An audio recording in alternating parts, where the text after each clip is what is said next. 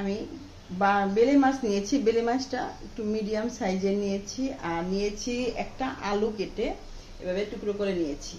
এখন আমি এখানে এই বেলে মাছগুলোকে আমি হালকা একটু হলুদ আর লবণ মেখে একটু হালকা ভেজে নিব। তা আমি প্রথমেই এখানে হাফ চামচের মতো হলুদের গুঁড়া দিয়ে দিচ্ছি, আর দিয়ে দিব লবণ। লবণটাও আমি হাফ চামচের একটু কম দিয়েছি। এবার আমি ভালো করে মেখে নিব।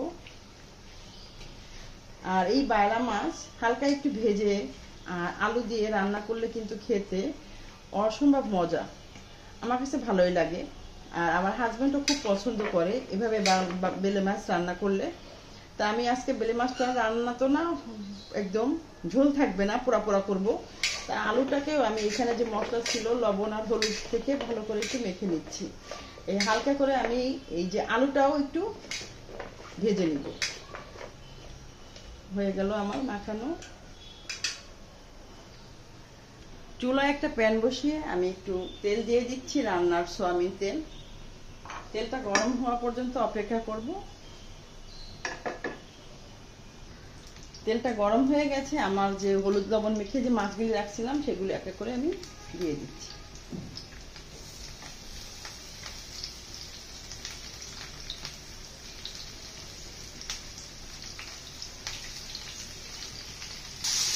মাছের একটা সাইড সুন্দর মতো হয়ে গেছে, আমি একটা একটা করে একটু উল্টে দিচ্ছি।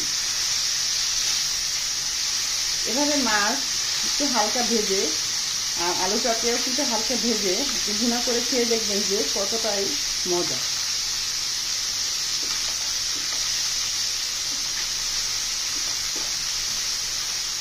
সবগুলো মাছকে একটা করে উল্টে দিয়েছি। মাছগুলি ভাজা হয়ে গেছে, আমি একটা ফ্রিজের করে তুলে নিচ্ছি। আর বাইলা মাছ কিন্তু একদমই নরম, সাবধানে এটাকে তুলতে হবে, নাহলে ভেঙে যেতে পারে।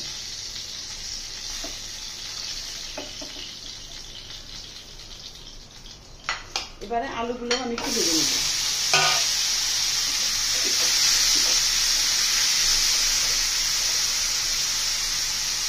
একটা প্যানে একটু তেল দিয়ে আমি এখানে একটা আমি রসুন পেঁয়াজ বাটা দিয়ে দিলাম, আর রসুন বাটা দিয়ে দিচ্ছি আমি হাফ চামচের মতো। সামান্য হলুদের গুঁড়া হাফ চামচ, ধনিয়া গুঁড়া হাফ চামচ, আর জিরা বাটাও হাফ চামচ দিয়ে দিই, স্বাদ মতো লবণ দিয়ে আমি মশলাটাকে ভালো করে কষিয়ে নিব।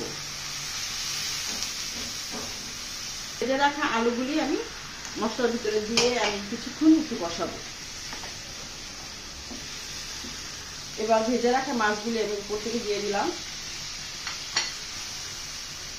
পানি দিয়ে দিব, ঝোলের পানি। আস্তে করে একটু হালকা করে একটু নেড়ে আমি ঢাকনাটা দিয়ে ঢেকে দিব। এবারে আমি একটা টমেটো কেটে মাছের উপরে দিয়ে দিলাম, দিয়ে আমি হালকা একটু আবারও নেড়ে দেব।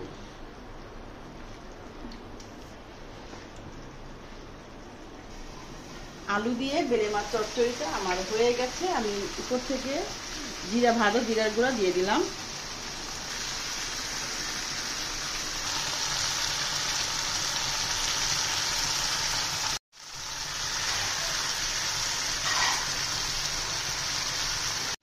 এতক্ষণ ধৈর্য ধরে যারা আমার রেসিপিটি দেখছেন সবাইকে জানাই অসংখ্য অসংখ্য ধন্যবাদ। আজ এ পর্যন্তই। সবাই ভালো থাকবেন। নেক্সট ভিডিও দেখার জন্য সবাইকে আমন্ত্রণ রইল। আল্লাহ হাফেজ। আসসালামু আলাইকুম।